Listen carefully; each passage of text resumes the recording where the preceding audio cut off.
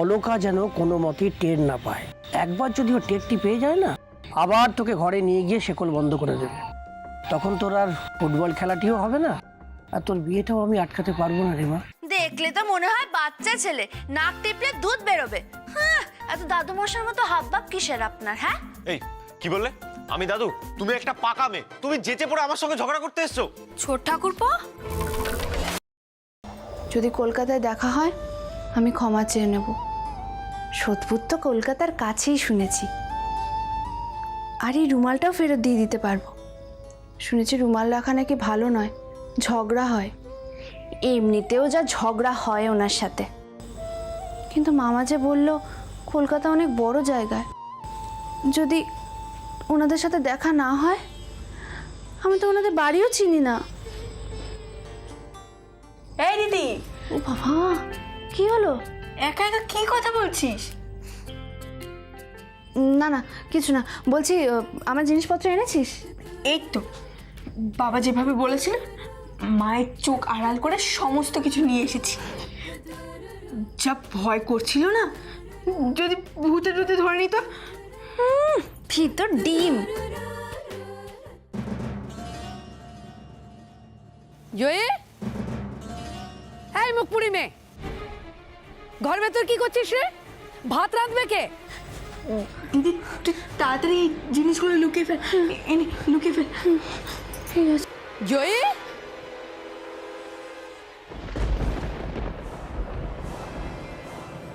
কিরে জয়ী,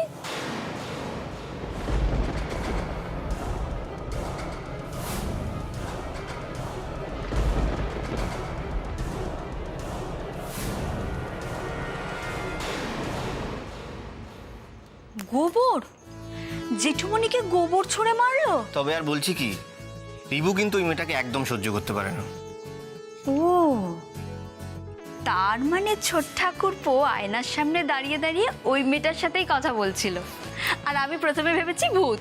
অদ্ভুত অদ্ভুত, ওই জয়ী মেয়েটা না সত্যি ভীষণ অদ্ভুত। ডাকাবুকো বলো, আমরা যে জেঠুমনির সামনে দাঁড়িয়ে মুখ খুলে কথা বলার সাহস পাই না, ও কিনা সেই জেঠুমনিকে গোবর ছুঁড়ে মারলো। হ্যাঁ, আর জেঠুমনি ওই মেয়েটার উপর রেগে গিয়ে তড়িঘড়ি রিবুর বিয়েটা ঠিক করে ফেললো।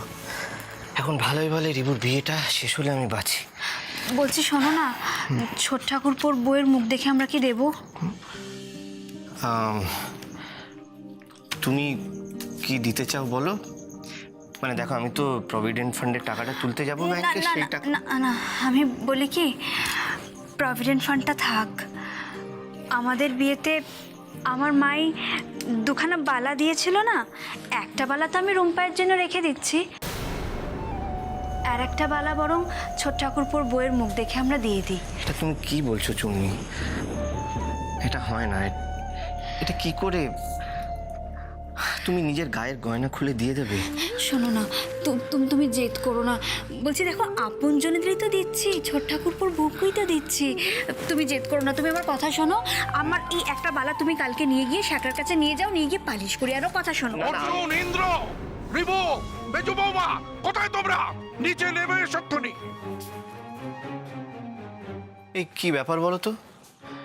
জেঠুমনি সবাইকে এইভাবে ডাকছে কেন? বলি ব্যাপার কি রে?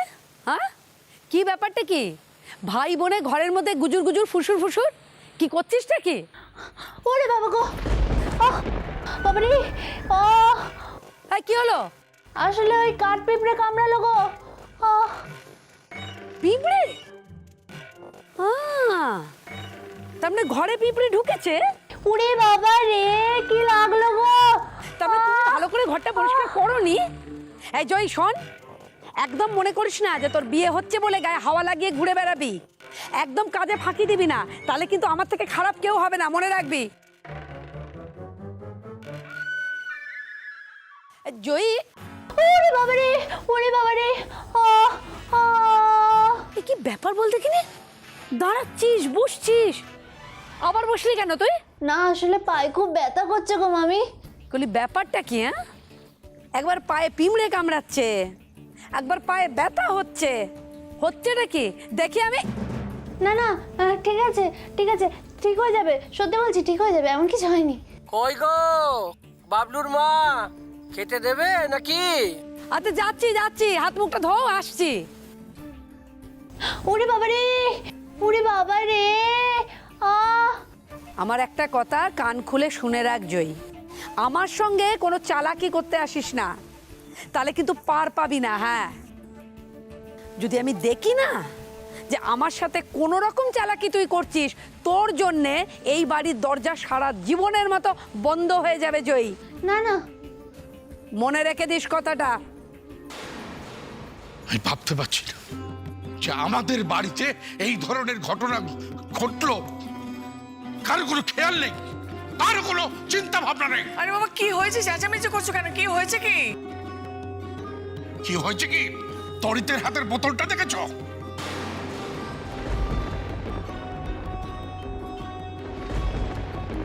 হ্যাঁ, বোতল দেখতে পাচ্ছি তো, একটা বোতল হাতে আছে। ওটা বোতল নয়, ওটা মদের বোতল।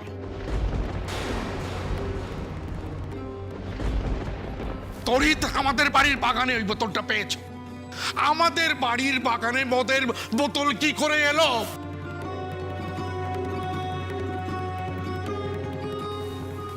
বর্দি ভাই, মেজদি ভাই যদি বলে দেয় বাবাকে?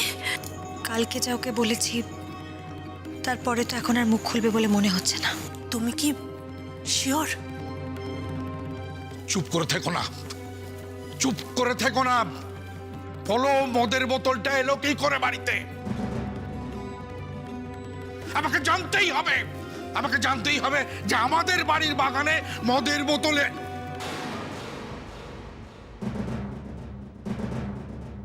অর্জুন, তুই কি আজকাল এইসব বদভ্যাস শুরু করেছিস নাকি? না বাবা, না মানে আমি না তো, আমি সেরকম। জেঠুমনি, ওগুলো কেউ বোধহয় বাগানে ফেলে গেছে।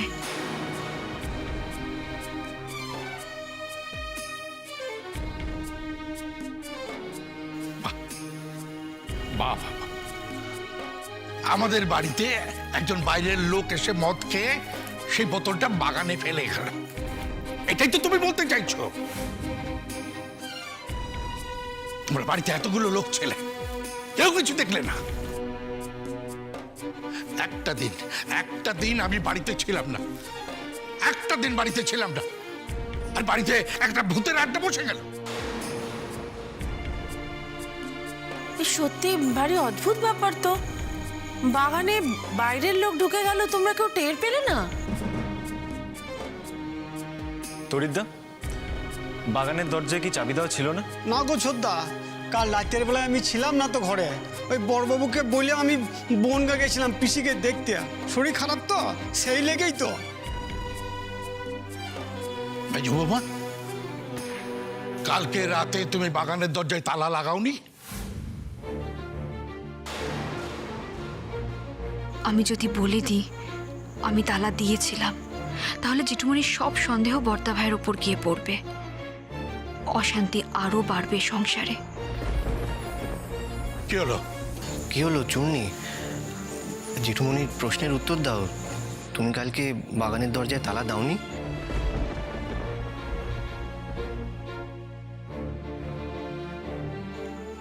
আমি ভুলে গিয়েছিলাম।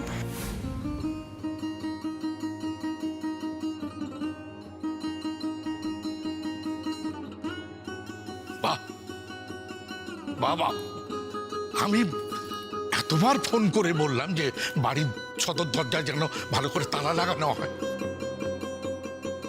তুমিও সেটা ভুলে গেলে মেজো বৌমা। তাহলে আমি কার উপর ভরসা রাখবো? তাহলে তো এবার থেকে আমাকে নিজেকেই সব কিছু দেখতে হয়, সেটাই করবো। শোনো না, বলছি যে এত রাগ করছো কেন? এরা সবাই ছেলে মানুষ, নানান কাজে ব্যস্ত থাকে, হয়তো ভুলে গেছে। চুপ! তোমার প্রশ্রয় এই বাড়িতে যে যার মতো করে চলছে, আমি এই বাড়িতে সেটা চলতে দেবো না। আরে কোথায় যাচ্ছো? শোনো বাবা, তুই যে কি বাঁচান বাঁচলি না। মার চোখে যদি একবার ধরা পড়তিস তাহলে আর দেখতে হতো না, কাল আর তোর শহরে খেলাও হতো না। না রে, আমাকে যে বড় ফুটবলার হতেই হবে। কালকের খেলাটা জমিয়ে খেলতে হবে। কি বলে, কালকের খেলাটাই হয়তো আমাকে কলকাতার ক্লাবের হয়ে খেলার সুযোগ করে দিতে পারে। কিন্তু তোর বিয়ের পর কি হবে? তখন তুই কি করে খেলবি? তোকে তো একটা কিছু ফোন দিয়ে বার করতেই হবে। কেন? সে তো ফোন দিয়ে আটাই আছে। একটা উপায় কাজে না লাগলে অন্য উপায় বার করতে হবে। কি উপায়? কি আবার?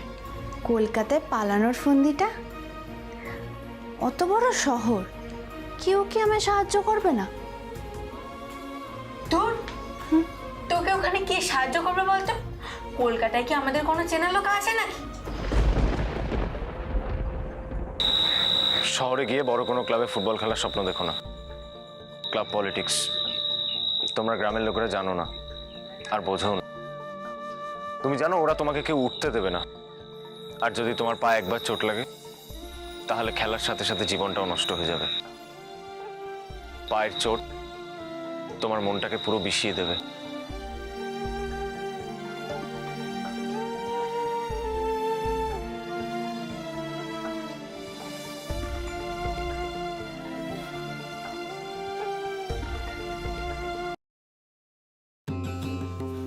মেজো বৌমা,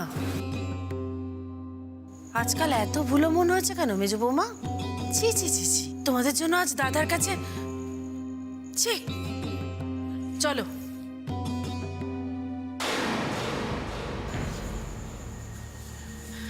চন্নি, তুমি কি আমার কাছে কিছু লুকোচ্ছ?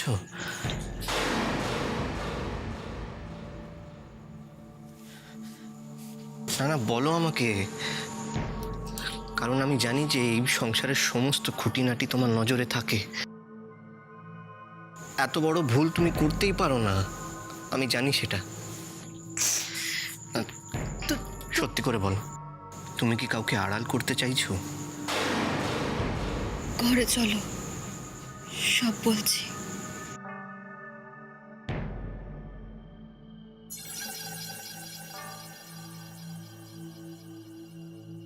ও, তার মানে মেজ বৌদি জানে যে বাগানে মদের বোতল কে ফেলেছে। কাল সেজোর মামার বাড়ির পাড়ার এক দাদা এসেছিল, সুকুমার দা। উনি বাড়ি বিক্রি করার কথা বলছিলেন। আর আপনাদের যা বাড়ি, যা জমি, তো অনেকটাই, যা দাম উঠবে মোটামুটি কোটি ছাড়াবে।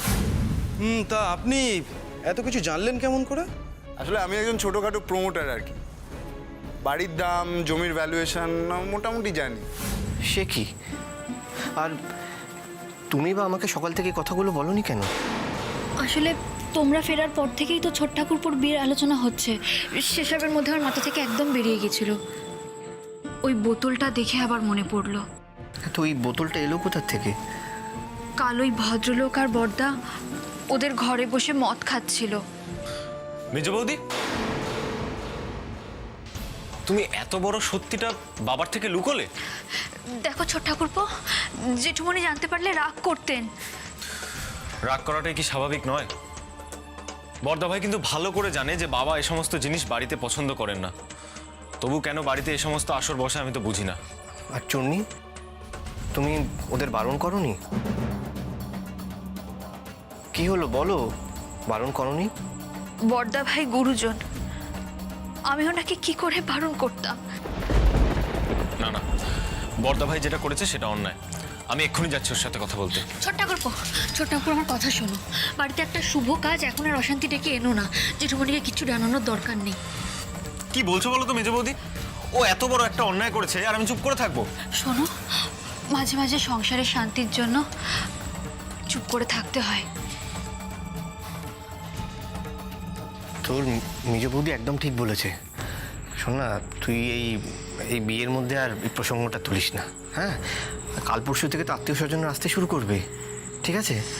কিন্তু চুপ করে থাকাটা উচিত নয়।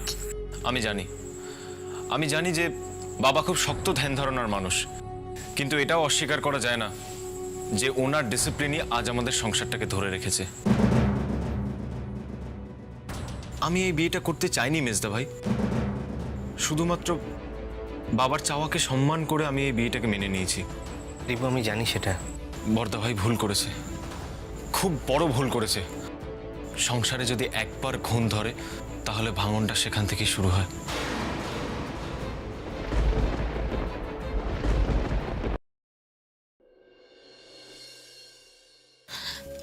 না না শোনা, আজ আমি বেরোতে পারবো না। আজকে কোনো মতেই দেখা করা যাবে না। কেন হবে না কেন? বাড়ির হাওয়াটা একটু গরম আছে, তাই হবে না। সে কি? কেন? আর কেন, সেদিন বর্দাভাই মদের বোতলটা বাড়ির বাগানে ফেলেছিল, আর সেটা আমাদের বাড়ির কাজের লোক সোজা গিয়ে বাবার হাতে দিয়ে দেয়, আর ব্যাস। কেস খেয়েছে। তোমার ওই বুদ্ধা শ্বশুর কি সব জানতে পেরে গেছে? মানে আমার ব্যাপারে সব জানতে পেরে গেছে? না না, কিছুই জানতে পারিনি। তবে মেজদি ভাই মুখ খুললে সবটা জেনে যেত। তখন না তোমার প্রমোটিং করাটা বেরিয়ে যেত। প্রমোটিং তো আমি করবই। ওই বাড়ির দিকে, ওই জমির দিকে যখন আমার একবার নজর গেছে, তখন ওই বাড়ি আমার চাই। আপাতত কয়েকটা দিন একটু চুপচাপ থাকো, কারণ আমার ছোট দেওয়া রিভু, তার বিয়েটা হুট করে ঠিক হয়ে গেছে। তাই বিয়ের মধ্যে তোমার সাথে আমার আর কথা হবে না। আর বিয়েটা ফিটে গেলে আমি বর্দি ভাই আর বর্দা ভাইকে একটু বেশি বেশি করে উস্কাবো। আবার উস্কাতে হবে কেন? যা উস্কাবার আমি তো ফুলটু উস্কে এসেছি। ঠিকই, ওরা যা লোভী তাতেই কাজ হয়ে যাবে। কাজ তো হতেই হবে, তা না হলে আমি এত কাঠখড় পোড়ালাম কেন? সত্যি এই বাড়ির পজিশনটা যা ভালো না। সেই জন্যই তো আমার নজর ওই বাড়ির দিকে পড়েছে গো। ঠিকঠাকভাবে ওই জমির উপর যদি প্রমোটিংটা করতে পারি, অন্তত 2 থেকে 2.5 কোটি টাকা লাভ আছে। আর তখন তখন আমার কি হবে? তখন আমি আর তুমি হানিমুনে যাব, ইউরোপ কিংবা আমেরিকা। সত্যি সত্যি।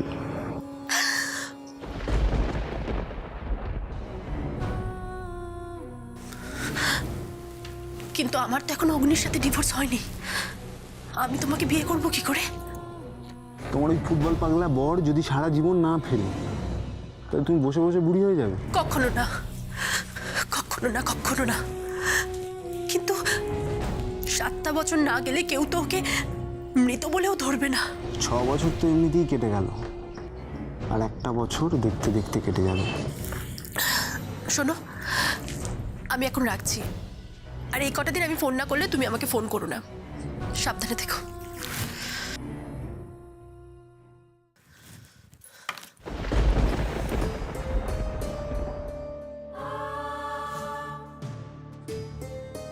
বিয়ে করব আমি, বেশ করব। তুমি কি ভেবেছিলে সারাটা জীবন আমি তোমার অপেক্ষায় কাটিয়ে দেব? আমার জীবনটাকে নষ্ট করে দেব? ভীতু কাপুরুষ লোক একটা। কি দিয়েছো তুমি আমাকে অগ্নি? বলো না, আমাকে তুমি কি দিতে পেরেছো? কয়েকটা মিথ্যে স্বপ্ন ছাড়া? ফুটবল খেলে বড় ফুটবলার হবে, দেশ বিদেশে ঘুরে বেড়াবে, বাড়ি হবে, গাড়ি হবে, সব বড় বড় কথা তোমার। কাপুরুষের মতো পালিয়ে গেছো তুমি। তুমি বলতে না সাগর দত্ত তোমার পা নষ্ট করে দিয়েছিল? দেবেই তো। কে বলেছিল অগ্নি?